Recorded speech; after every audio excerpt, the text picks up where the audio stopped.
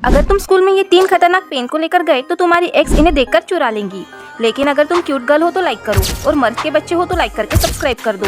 लेकिन अगर तुमने कुछ नहीं किया तो मैं समझ जाऊंगी कि तुम कुछ और हो, तो जल्दी करो। Number 1, gun pen. ये देखने में बिल्कुल गन जैसा है, लेकिन ये पेन है जिससे आप बहुत ही आराम से लिख सकते हो। Number 2, LED pen. इससे आप लिखते लिखते बोर हो जाओ तो इसे दीवार पर चलाकर कार्टून देख सकते हो। Number 3, drawing pen. इसे आप अपने नोटबुक एंड असाइनमेंट पर अच्छे अच्छे डिजाइन बना सकते हो और ये पेन अलग अलग डिजाइन और अलग अलग रंगों में आते हैं जो देखने में काफी ज्यादा अट्रैक्टिव दिखते हैं।